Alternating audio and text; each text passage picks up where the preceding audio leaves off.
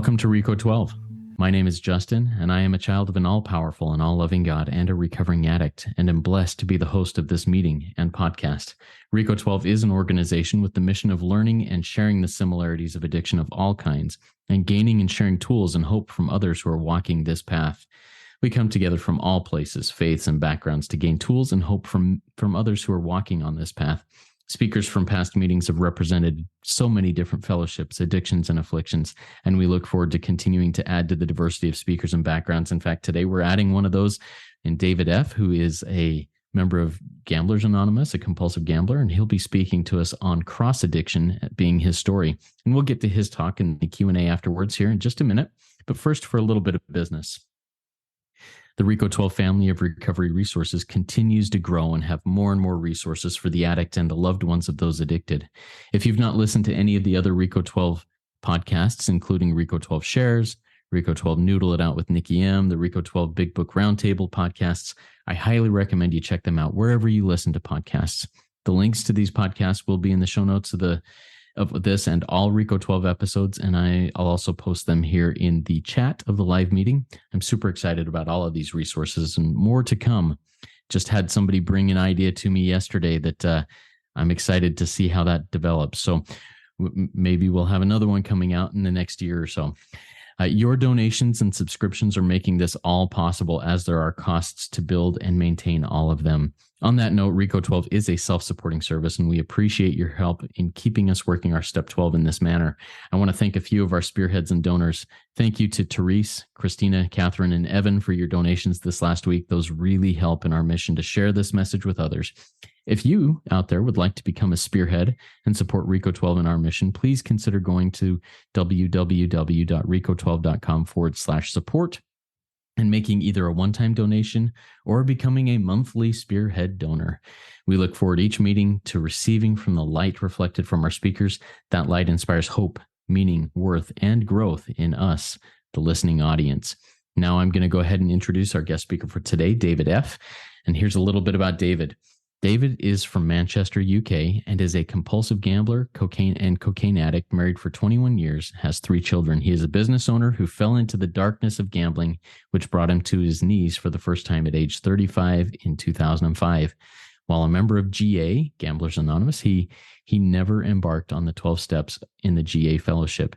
He only went to meetings and never worked with a sponsor. His last bet was the 14th of January 2013, but soon after leaving the rooms of GA, late in 2014, he crossed over into cocaine and alcohol abuse. By October 2020, his life was burned to the ground once more. His marriage was hanging by a very frayed thread, and his relationships with the world and the people within it were disintegrated.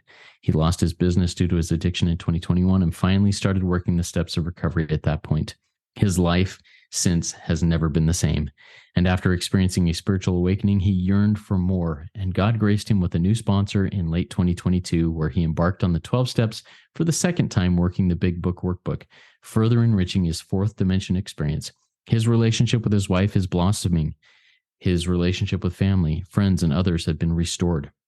And David is now filled with hope and courage and faith, and has regained his integrity, and is so very grateful to a power he calls God. And I'm really excited to hear from you, David. Take it away. The floor is yours. Thank you very much, Justin. And my name is David. I'm an extremely grateful recovered addict. And I also identify, as you said, as a compulsive gambler. I am a member of CA, GA, and also a member of the Spiritual Gangster Group. It's a great honor for me today, Justin, to share with you and your audience and anyone who is listening to my story. Quite right. You said my last bet was January the 14th, 2013. It seems a long time ago to me, over 10 years. However, that date doesn't reflect when I truly gained recovery, which was only around 3 years ago after I embarked on the journey of the 12-step recovery program. I'm going to try and detail for you briefly, whilst I forgot to put my timer on. I just put it on. Sorry, Justin. So I'm going to detail briefly an outline of my destructive nature and my addictive behavior and my complete unmanageability, which as just been described, burnt my life to the ground on a number of occasions. It led to a very distorted view of reality for me over a long period of time. And I'm going to tell you how my life changed because of how I changed and the value of the resolution of addiction by a product of an awakening through a connection with a higher power, done to me, but not by me. I think finally, I'm going to just let you know what life's like for me today. Living fully awake in reality and advocating a life in the 12 steps of recovery. So for me, I've got two doors of main addiction, and that is the door of compulsive gambling, which is my first door, and my second door is cocaine addiction. So earlier in my life, I'm going to now describe how gambling took over my life, what I lost, and how I managed, how I didn't manage really. It's not how I managed. I was 35 and married with 3 young children. I had a business partnership going on with my brother, and unfortunately, the business over a short period of time was successful, but started the business, ran into some difficulties, and his liabilities were my liabilities, my profits were his profits, and vice versa. So unfortunately, I had to do my best to bail out the difficulties that my brother's side of the business was in, although we ran things separately. And that became overwhelming, and soon found myself in a position that I'd never faced. See, in my life, I'd either, if I faced difficulty, I could either walk around it, step back from it, climb over it.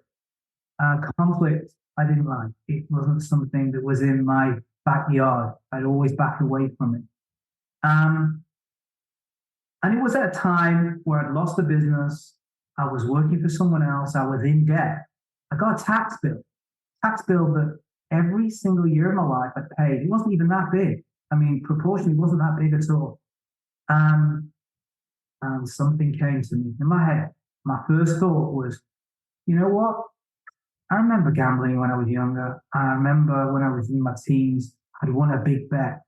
Maybe, just maybe, I can go to the casino and solve my debt issue today by beating the casino at blackjack, which now I can look back and tell you that was my first delusional thought, really, that I can recognize. So I tried to fix a big financial problem with a quick fix of winning some money, which I did at first. I mean, within a few hours, I couldn't believe the amount of money that I had in front of me. But for some reason, I couldn't cash out. I mean, I won it 5 times over the amount that I did, but I didn't have sufficient force to collect the chips in front of me and walk 20 feet across from where I was sitting to the cashier's desk. And I soon realized that a compulsive gambler doesn't have a collect button. So over a period of time, I went back chasing the thrill, the buzz of a winning hand. It was nothing like I'd ever felt before. Consistently around the casinos, doing what I was doing, my life quickly spiraled into huge debt. And over time, I found I was consumed when I wasn't gambling by thoughts of my next bet, whether I'd won or I'd lost. And over a period of the next 8 years, I turned to stealing to feed my compulsive habit. I lied and cheated about my whereabouts consistently, always trying to keep my gambling habits from being found out. So I acted very surreptitiously. And in that time, I tried everything to stop, but I couldn't. I tried even to control the amounts that I'd spend in the casino, but I soon found myself returning to the ATM over and over. I couldn't control it when I wasn't betting. I couldn't control it when I was betting. I couldn't beat this thing, which eventually, after around 5 years, brought me to complete unmanageability. And I gambled not only in the casino, but I gambled my wife, my kids, and my business. I entered a very frail, dejected, defeated person entering the rooms of GA. Once my family, only after my family found out what had been happening, which I couldn't keep it a secret any longer. I was desperate to conceal. My compulsive gambling was desperate for me to conceal it from anyone else, just to felt straitjacketed from being able to ask for help. So I went to my local GA meeting and I met people just like me. Some people were worse off. Some people had different gambling habits. Some people had been to jail. I heard that some people had tried to commit suicide because of their compulsive gambling. And to be honest, listening to all these people felt like a huge weight off my shoulders. It felt like for the first time in a long time that I was going to get better, listening and talking to people about gambling behavior. People from fellowship started calling me, asking me about my welfare, how I felt. And you know what? For a short time, it got better. Going to meetings once a week, life got better, my problems seemed to disappear. And after about a year, I had the notion that maybe, just maybe, I could gamble like a normal person. To which, to my despair, led me to another 3 years of beating myself up and the people around me. My compulsive gambling got progressively worse than it did last time, until I was once again beat and broke, and no other choice but to come back into the rooms of GA for a second time. And this time, I never had another bet. And mainly that was through fear. From the depths of where that last bet took me, I realized that I just couldn't bet again. I just couldn't. And however, that didn't stop my addiction from crossing over into something else. And soon after my last bet in 2013, I started to use coke. And every GA meeting, after every GA meeting, it was like my ego rewarding me. And up until then, I would seldom use. It wasn't really a part of my life. Occasionally, I'd use at parties or gatherings, and never exclusively on my own. I stopped eventually going to GA at the beginning of 2014, and I never embarked on wanting to take the steps, as it was, I thought it was seen only as for people who were pretty desperate. And I had a bit of contempt for the 12 steps. Even though I had no idea what they were. Fancy that. Contempt for something I knew nothing about. So slowly over time, my coke habit grew over the years. That once started as a reward system in my head for stopping gambling each week, grew into a very raging or consuming coke addiction. Eventually stopped working as a treatment, and even started using it to cure my fear, which was growing and growing rapidly. It helped me get through my fear of the mornings, the afternoons, and eventually into the evenings. And within 5 years of having my last bet, I'd burnt my life once again to the ground. I'd burnt my relationships. I'd burnt another business. Hope seemed to be, for me, an amplifier to my unmanageabilities, a bit like squirting fuel on a fire that created a bigger daily explosion. And this time, my wife wasn't so understanding. I pulled off not yet a healed scar. It wasn't yet healed from the gambling, from the dishonesty, and I ripped that wide open. And she gave me an ultimatum, which was ultimately to change the course of my life. And I entered a rehab for 28 days in October 2020. And I'm actually pausing here because that was a real uh, sliding doors moment in my life. And the first thing I did was I was requested and asked to write a life story. And and you know what? I'd never done that before. And looking back, I made a list of everything that I lost because of my behavior, because of what I did in my life. And in effect, it became what was known later to me as my Noodle list. I'd lost time, lots of it. I lost money. I'd lost relationships, businesses, definitely ill health, my integrity gone, my reputation, morality, and the list goes on. So when I finally removed at first gambling and then eventually the drugs, I started to sort of commence to relate to life. Started relating to my life. It was the first time I'd stopped. And I think for me, during that period of those 28 days, I just got clean. I took with me some paperwork, posts that I'd not opened for maybe a year and a half. I caught up on bills. It took me a week to get through paperwork that I'd just been derelict of my responsibility of. Mortgage, bills, you name it. And started to finally just wake up ever so slowly. And soon after I left the treatment center, I had a sponsor that was kindly arranged by a friend in recovery, and I embarked on the 12 steps. And that was the starting point of my journey that I'd mentioned at the beginning. And getting a sponsor taught me through the ideas of recovery. Steps 1 to 9, the recovery parts of the steps, turning this understanding of my self-centeredness, selfish nature, self-centeredness to other-centeredness.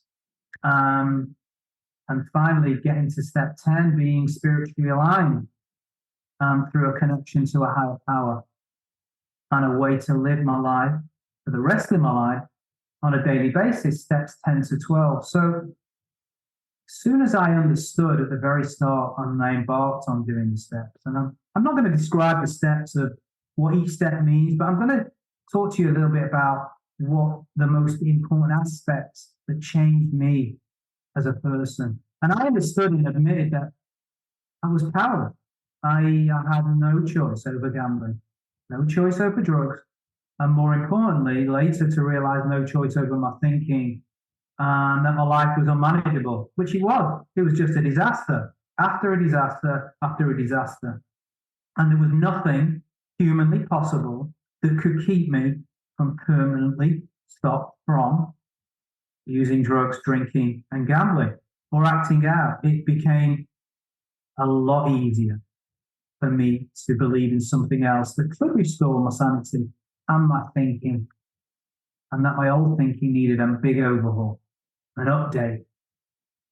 So when it came to working the steps and making a decision, number one, I admitted my life was really messed up. And two, did I want to be sane again? Clearly thinking, I certainly did. And I was prepared to do whatever it took. So when it came to making a decision in 3, it meant me claiming spiritual progress. A decision that I made for a relationship with a power to become empowered, simply put. And my awakening, or if you want, my first experience started for me around step 4. That was tough. That was a soul crusher. It was hard work. It was embarrassing. But started to see and peer through the curtain for the first time around myself and the circumstances and the people that kept me in bondage for all the years that I was using and gambling. I could see I was in my own jail, slowly waking up. So continuing through the steps, there was a huge amount of willingness to embark, practice. And for me, the desire after having that daily addiction around cocaine, around 3, it just gone. And I was amazed. I was intrigued and I wanted more. I wanted to know more. I wanted to learn more. I'm a seeker. And there was something definitely yearning in me to know and do more. And it's, as a compulsive gambler, that compulsive attitude to want spirituality, I think, comes from, I want that instantly. I want it now. I want it like the next car to come out as quickly as I possibly could. I wanted an injection of spirituality that I realized that over time that I wasn't going to get it instantly. It's going to come over a period of time. It's a process and it's a journey. So working steps 5 through to 6, 7, embarking on that power, that relationship with God, then getting right with others in the latter half of the 9 steps, to being spiritually aligned, getting to 10. Life was a whole lot better for me after steps 9. Fear started to diminish. Those promises that are mentioned were given to me. And understanding what spirituality meant was a change. It was a change in me, and certainly by 9, I had changed. And spirituality, what it means to me to be aligned spiritually, is to know how I feel. To be able to have a conversation with either my sponsor or someone else that I'm aligned to spiritually today. I have to have spiritual direction. I need to know how I feel. Do I feel alienated? Do I feel connected? Do I feel a part of, or do I feel separate from? Do I feel agitated, or do I feel sedated? I've got to know these things. You see, the compulsiveness out of alignment, I can rip open a letter as fast as I can. I want to open a box. It's the compulsive nature that's in me that I have to slow down, relax, breathe, and take it easy and carry on. For me, compulsiveness is quicker, faster, now feeling. Sometimes I do wake up today in a program of recovery, and sometimes the fear is back. Not every day is perfect. And I can get fear around rebuilding a business. So much work to do, so many emails to read, so much chaos sometimes. But I have to focus. I've got a toolkit at my disposal today. I have prayer, I have meditation, and I have faith in a higher power. And I'm grateful to be surrounded by people who are helpful to me. Today, I'm in the business of being accountable, and I'm in the business of being transparent. Far from those days of me being surreptitious. I'm still in the business to make mistakes. And sometimes one of the biggest mistakes is that I should be further on in my recovery. I get a little bit discouraged when I know that I'm in a desperate need of a program of recovery one day at a time. Maybe I think I should have evolved more. The laws of recovery 100% apply to me. And sometimes when those overwhelming feelings and that overwhelming stuff comes over, I let the steps work themselves for me, and I breathe. I can ask for help. And today, I do have an invitation to use my past, as it says in the book. It's my best asset. And I use it as an invitation for me to take some responsibility. And what does that mean for me?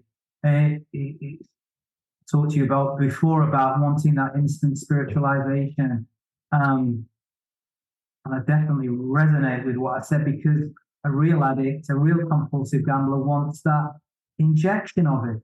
And what do I mean by that? I mean, I'm trying sometimes, I'm trying to soak up as much as I possibly can all the time. And I realize that at this stage, coming up to 3 years, that I'm like a sponge.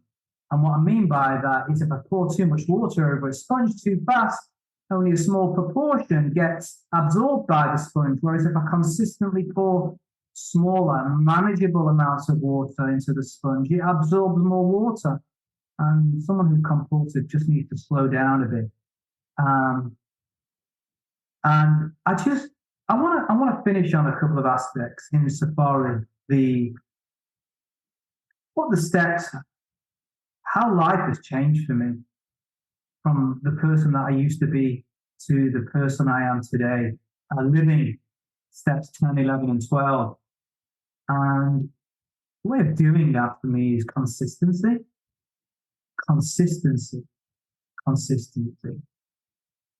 Slowly but surely, progress is made.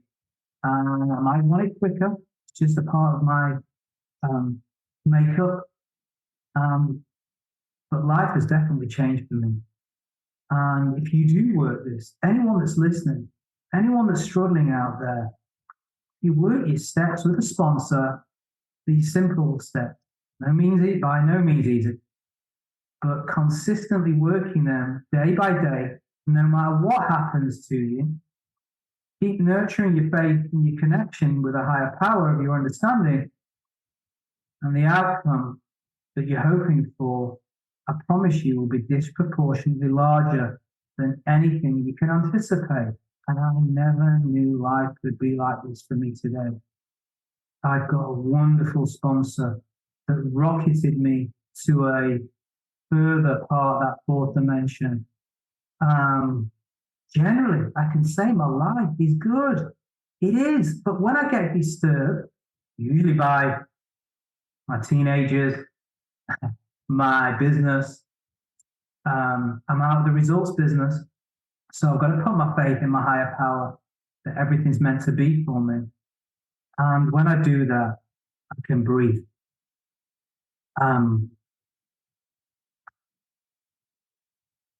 You have to do some things if it's a change that you're looking for. And if I stick to the essentials of recovery, which is the recipe outlined in the big book, because though being open-minded, being honest, and being willing, then perhaps, you know what, I've got a winning lottery ticket to life. And my invitation, as I first started in this last bit, was going from a child to an adult, which means taking that responsibility around my recovery on this daily basis. I'm going to leave it there, Justin. Thank you very much for listening to me. Thank you so much, David. I really appreciate your share there. And I love the additional angle that we took at recovery there through your own story and your experience, strength and hope with gambling, with cocaine, with the cross addiction and everything there. I've written down a lot of notes. I have some questions for you. And I just want to remind our live audience, if you have questions for David, please type them in the Q&A link there at the bottom of your Zoom window. Looks like two speech bubbles over the top of each other. We will get to as many questions as we have time for here. And begin with that. So, David, I'd like to start off with something that you said in your share here. You mentioned that when you took step 4, it was really painful. But what it was, you said this phrase, it was like peering through the curtain at myself. And I love that imagery of peering through the curtain. How does this help you even today to peer through the curtain? How do you do that on a day-to-day basis? Peer through the curtain to see yourself through a different light. So, good question, Justin. And it's like peering through a crack of the door, if you want, looking at your behaviors. Today, I have to have in that sort of step 10, in that inventory, I have to watch myself. I have to watch for my feelings. It's almost like a car warning light that goes off when there's trouble ahead. looking for the warning signs. That's what I have to do daily. Sweeping. The radar has to sweep every single day. And when things crop up, not if, this is life. Things do crop up. Like I said to you, we have a spiritual toolkit. I can see those things, and today I don't have to act out on them. I don't have to act out on my feelings. I'm not in that business of controlling anyone else. In fact, I don't even like using the word control anymore. I have little control over myself. I have some influence. I have no control over anything outside of myself. So those things are all too apparent and acute in recovery. I hope that answers a little bit of what you were asking there. Yeah, thank you for that. And I think that leads me into another question. I mean, you said you have to do this every day. No, I don't remember exactly if you said no vacations or no days off. But well, this weekend I'm going to be going on not a vacation, but I'm going to be going out of town. I'm not going to be in my normal place. I'm going to be staying in a hotel. I'm going to be doing some things that aren't normal for me. When you have those types of situations, how do you continue that process? How do you continue not saying, hey, I'm on vacation, I'm going to give all of this stuff a day off? How do you remember to do that? So in my early stages of recovery, I used to take a holiday. I know how that made me feel. Yeah, I'm going away on vacation with my family for 2 weeks. That's no meetings. Maybe I'll do an inventory. Maybe I won't do an inventory. Maybe I'll do a meditation. Maybe I won't do a meditation.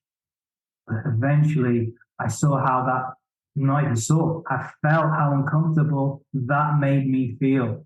And it made me yearn all the more for wanting to get home, get back on my meetings, get back into my routine. For me, compulsive gambler addict needs routine. I talked about consistency. So I know what it's like for me to be, look, when I'm out of the steps, if I'm not consistently sponsoring, meditating, cleaning house in my inventory, my sponsor's going to tell me what you're not doing right, because if you're following instruction, the promises should come true for you. Now, for me, the answer is just consistency. No matter where you go, what you do, there's a lot of online meetings, far more than there ever has been. So it's easy to connect up. I know what happened to me when I was derelict of my responsibilities in my family, as a father, as a son, as a friend. So today, I know that ultimately I have to be responsible, which I talked about at the end, and take that route around being disciplined. And thank you for sharing that, David. And what does that look like? What does your morning routine, your daily routine? Are you willing to share kind of, hey, this is how I put this into practice on a daily basis? Is there a routine, a habit, or is it just something that you put throughout the day, whenever, however? No, Justin, it's definitely quite disciplined. So from the moment I wake up, my first sponsor got me into the habit of, even before I'd open my eyes, taking a step through prayer, connecting with a higher power immediately to help me get through my day, set aside my difficulties, and help me do the right thing by him.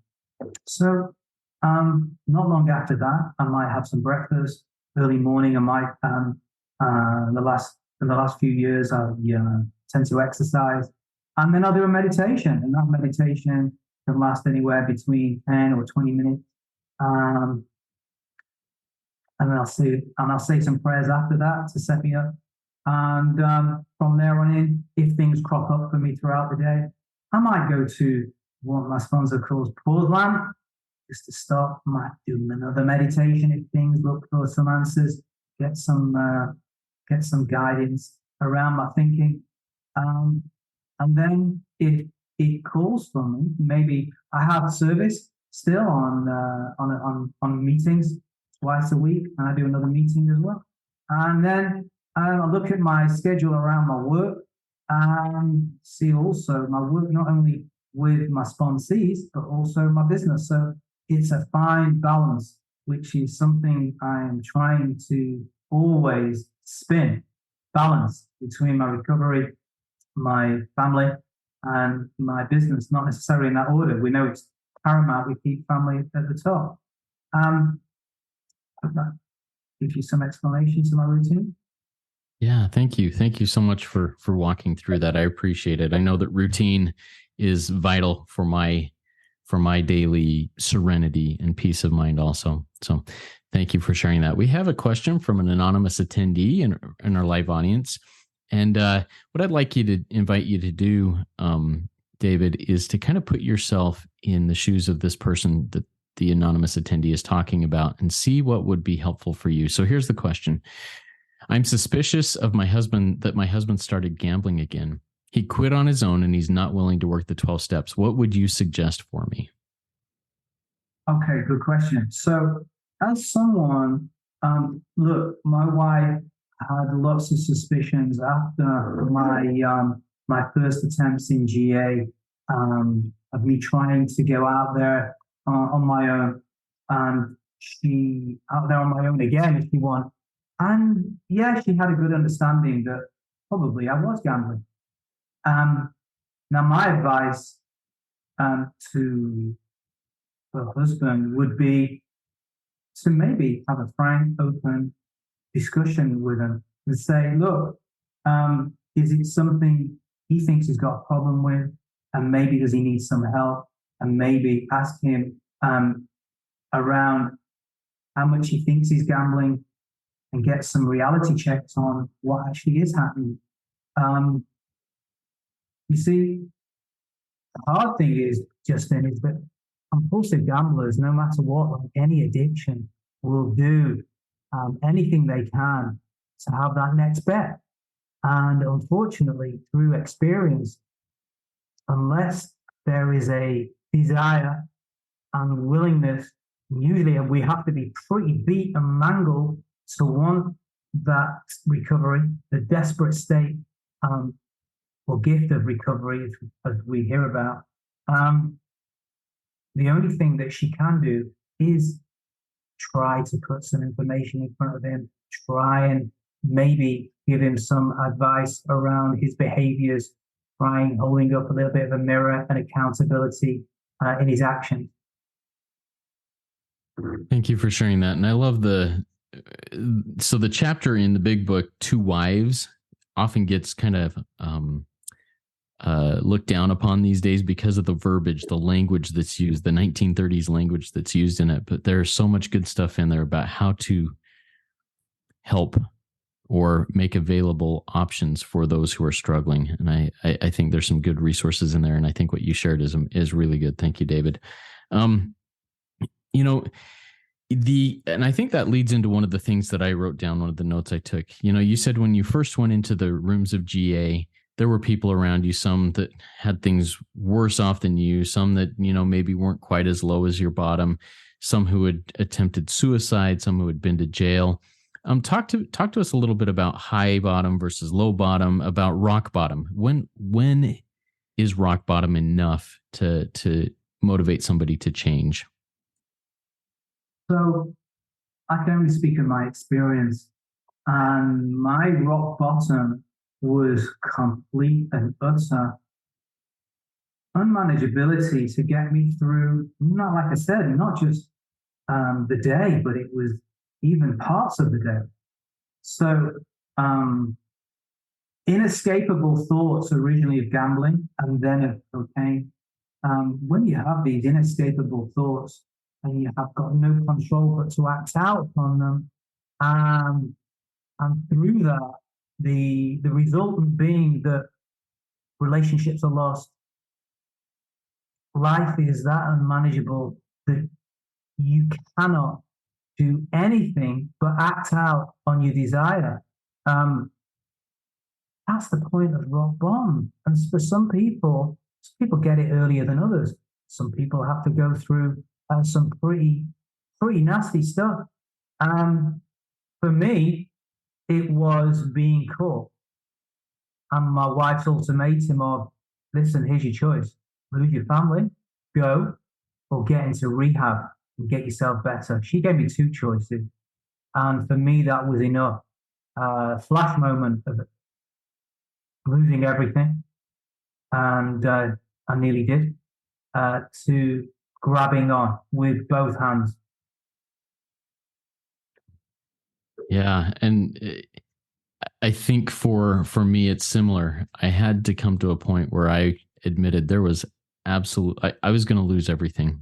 And I had to be willing to say, you know what, I'm willing to try something different. I've tried all this other stuff, and 12 step was not for me. That was my take. I'm not one of those guys. I'm not one of those people. I can't go into that room until I realized that I am one of these people. And what a beautiful thing it was when I finally accepted that when I'm in these rooms, I'm among my brothers and sisters. It's a beautiful thing. All right. So, so you shared, David, that when you quit gambling, when you were done with your gambling, eventually cocaine came in, eventually drinking came in, and perhaps you were initially a type 1, take it or leave it with cocaine, and then it just developed and grew. Talk to us a little bit about that. And you did talk a little bit about this process, but talk to us a little bit about how one can be a type 1, meaning I can take it or leave it with anything, and then let that justify it into where it becomes a full-blown addiction. Sure. So, like I said, up to the age of 35, I'd probably tried. I was never a big drinker. I used to maybe smoke a little bit of marijuana at university, not long after I gave up. If I drank, maybe I drank, I'd like drink at parties. And if I look back, when I did drink, I would binge drink. But then I'd stop. You know what? The thought of drinking alcohol over certainly up to the ages of 40, or in my 40s, was never there. And the same for Coke. Really, if there was parties around, maybe someone's birthday, New Year's Eve, and it was there, I'd partake. And that, I never had another thought of it. So soon after I'd stopped gambling without any defense, that soon sped right up from occasional use to becoming maybe a weekend party for one. That then soon turned into, do you know what? I'll try it on a Monday. It makes me feel better. Gives me some energy around getting up on Monday and going to work, to becoming a daily habit. And at some point, and I can't tell you where, I can't pinpoint me going from the moderate to the alcoholic. I can't tell you. There's an invisible line that crossed. All I do know is that when I attempted to stop on my own power, I couldn't. Yeah, thank you for sharing that. One thought that I have, and maybe this is probing a little bit here, but is there something in your life that is currently a take it or leave it that you're tempted to move into more and more of it? Maybe it's not as initially what we think would be damaging as those things, but is there something else that you're thinking of trying to say, hey, I need to be aware of this? Sure. And that can be, look, for a cross addict like me, that can easily fall into work. Like I told you, I go to the gym. I have to train 4 days a week. Some things are good for me. Some things are bad for me. I can easily scroll on my phone. I've got to stop. I can scroll on my phone for 20 minutes. I'm like, what the hell am I doing? Where have I just been for 20 minutes? That can easily spiral out of control. When I came out of rehab, I remember I was waking up in the middle of 2 o'clock, 4 o'clock, 5 o'clock, going downstairs and going into what we call the sweet cabinet in my house, eating chocolate in the middle of the night. Soon I had to watch my sugar intake, because that, you know what, that easily crossed out as well. So for me, all areas, I have to be on alert. I have to watch myself, especially when things I do too much can have a negative impact on my mind and certainly my health.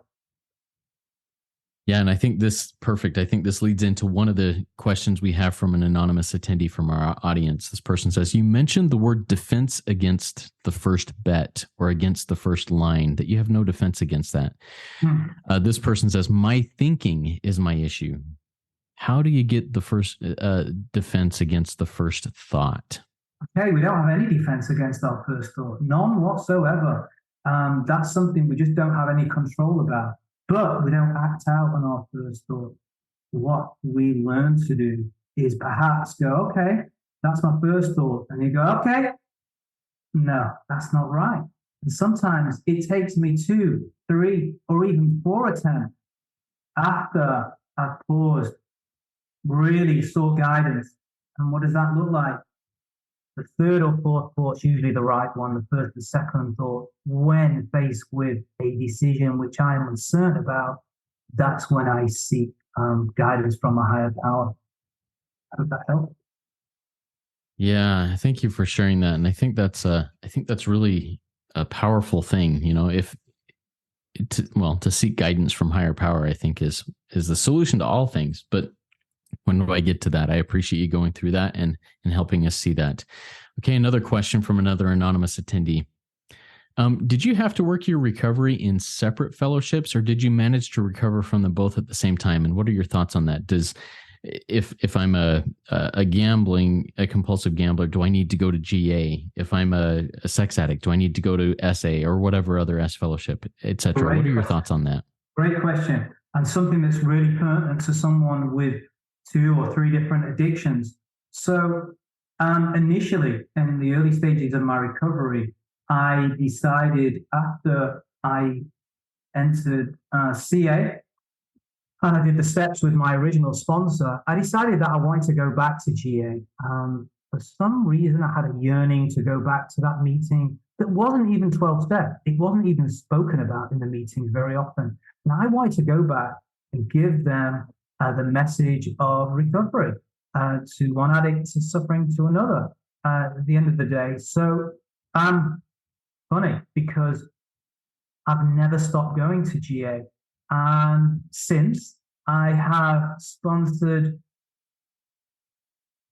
to a dozen people in the GA rooms that never normally would have found 12 steps. So those particular meetings that I used to go to, there was a lot of war stories. There wasn't really a solution-based meeting. So I go back now with my solution to help other suffering addicts. And the answer really is, look, 12 steps is all encompassing. And I learned through my second so grateful sponsor, Nikki M, that the way we sponsor through the Big Book sponsorship covers all afflictions and addictions. So no matter what we suffer from, we all have 2 things in common. No matter whether you're a cocaine addict, alcoholic, an overspender, an overeater, someone who's maybe a debtor, it doesn't matter. The 2 things that we have that are the same is we all lose the same.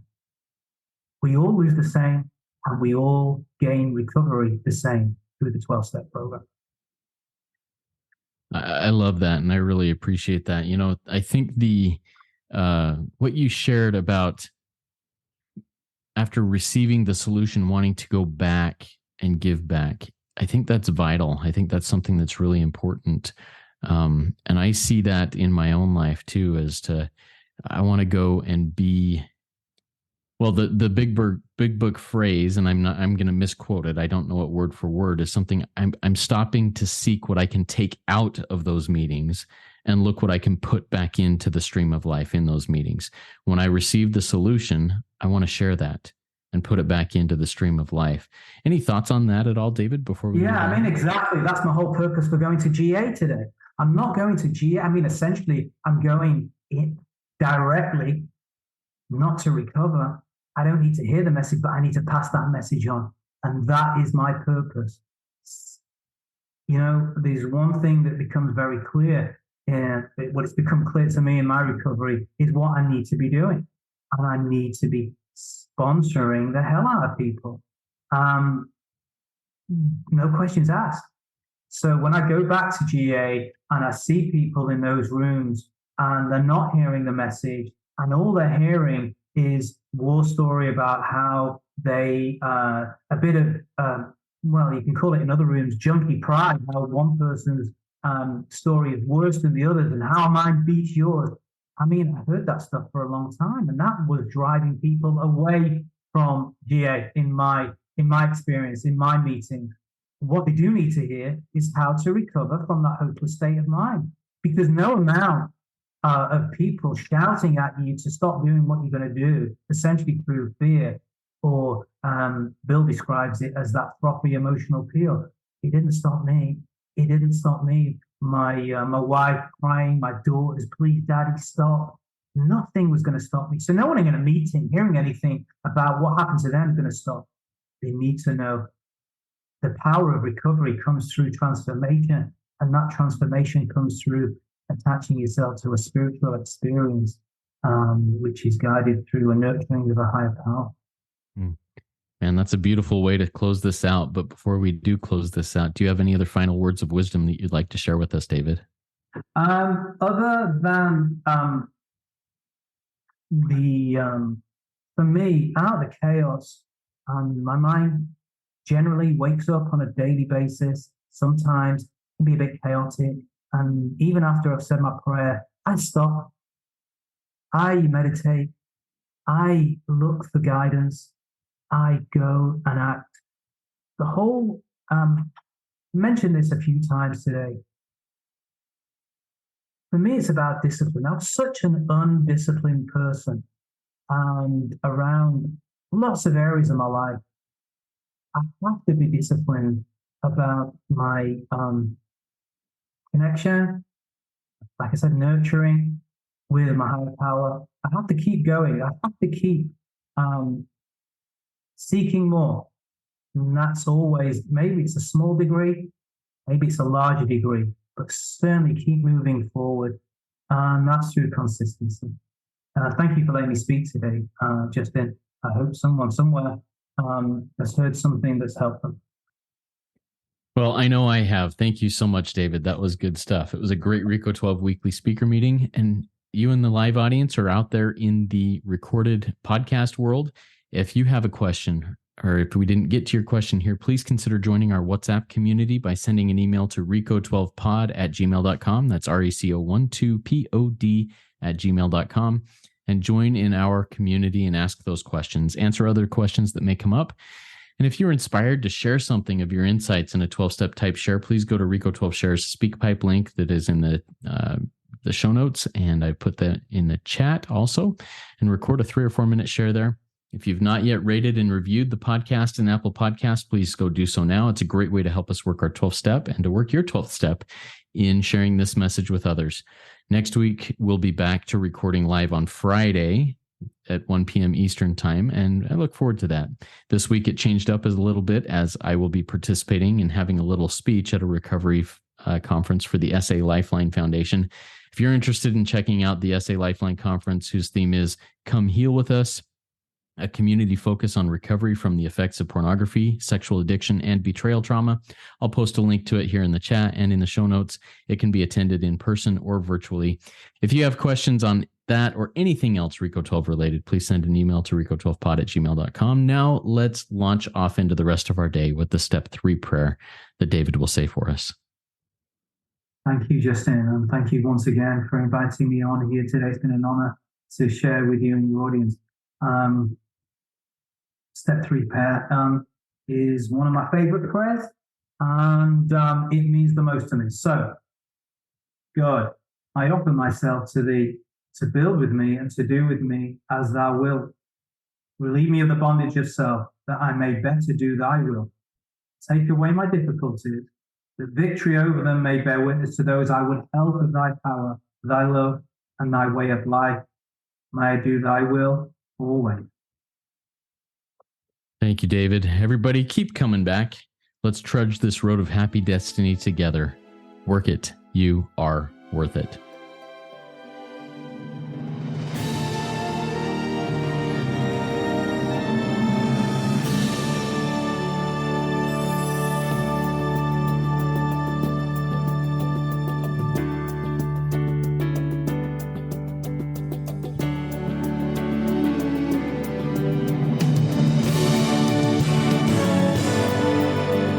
Standing still a moment, carving reflecting on the landscape of this life of mine. Peaks too high to conquer, streams too wide to cross, troughs too deep to walk through without incurring loss. Yet here I am, still standing tall, despite the rough terrain. One like me survived the storms and walked through wind and rain. Still standing, I will fight the good fight, still searching for glimmers of